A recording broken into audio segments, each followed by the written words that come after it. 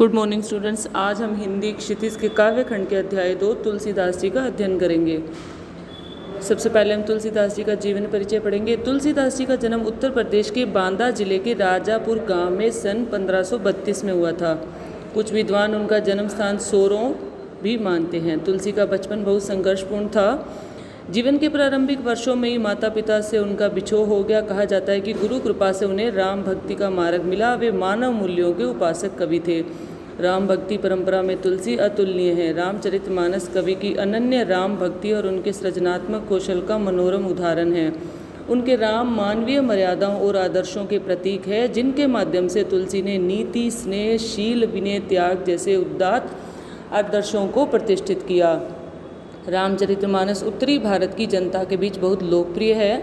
मानस के अलावा कवितावली, गीतावली, दोहावली, कृष्ण गीतावली, विनय पत्रिका आदि उनकी प्रमुख रचनाएं हैं। अवधि के ब्रज दोनों भाषाओं पर उनका समान अधिकार है। सन 1623 में काशी में उनका देहावसान हुआ। तुलसीदास जी के बारे में एक कहानी अन्य भी प्रचलित है कि इनका जो जन्म का समय है वह बहुत अधिक कष्टमय रहा था। इनका जब जन्म हुआ तो इनकी जो शक्ल है वो थोड़ी कुरूप थी। इस कारण इनके माता पिता ने इनका त्याग दिया था। विवाहोपरांत इनकी पत्नी ने भी इनको त्याग दिया। उसके पश्चात ये राम मार्ग में अग्रसर हुए। तुलसी ने रामचरितमानस की रचना अवधि में और विनय पत्रिका तथा कवितावली की रचना ब्रज भाषा में की। मैं आपको पहले बता चुकी हूँ कि इनका इन दोनों भाषाओं पर आधिपत्य था।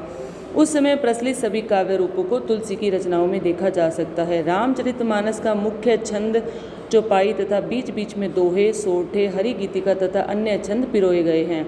विनय पत्रिका की रचना गेय पदों में हुई है। कवितावली में सवैया और कवित्त छंद की छटा देखी जा सकती है। उनकी रचनाओं में प्रबंध और मुक्तक दोनों प्रकार के काव्यों का उत्कृष्ट रूप है।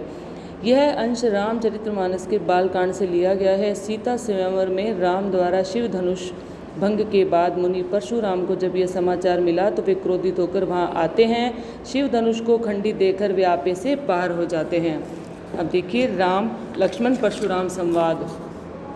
नाथ शंभुधनु भंजनी हारा, होई केऊ एक दास तुम्हारा। आये सु कहा कही किन मोही, सुनि रिसाई बोले मुनि कोही।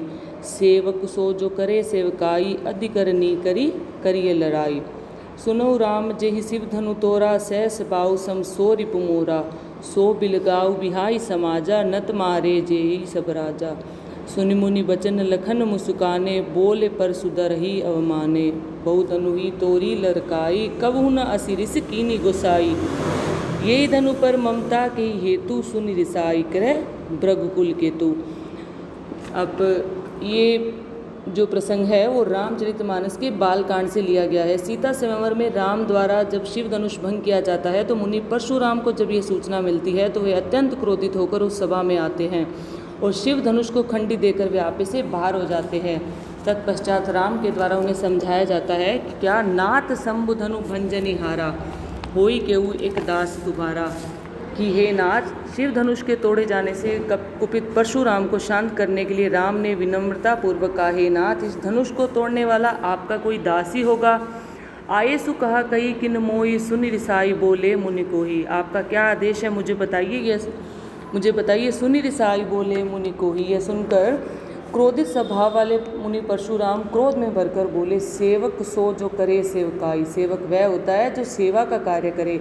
अरि करनी करिए लड़ाई, किंतु धनुष को तोड़ने वाले ने तो शत्रु जैसा आचरण करके लड़ाई का काम किया है। सुनो राम जेहि शिव धनु तोरा। हे राम, मेरी बात सुनो कि जिसने भी ये शिव का धनुष तोड़ा है, सहस्र भाव सम सो रिपु मोरा, सहस्त्र भाव के समान वह मेरा शत्रु है।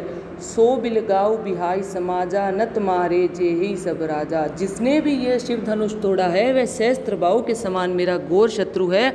वह व्यक्ति इस राजाओं के समाज से अलग होकर मेरे सामने आ जाए, नहीं तो सारे के सारे राजा मेरे हाथों मारे जाएंगे। सुनि मुनि बचन लखन मुस्काने। परशुराम के इन क्रोध युक्त वचनों को सुनकर लक्ष्मण मुस्कुराए और निरादर करते हुए बोले पर सुद्रही अवमाने। उन्होंने परशुराम का अपमान किया और बोले, बहु धनु ही तोड़े लरिकाई। हमने बचपन में बहुत सी धनुषियाँ तोड़ी है, कबू न असिरिस कीनी गोसाई। परंतु हे ऋषिवर, आपने कभी पहले इतना क्रोध नहीं किया। यही धनु पर ममता के ही हेतु। इस धनुष पर आपकी इतनी अधिक ममता किस कारण से है? सुनि साई कह भृगुकुल केतु।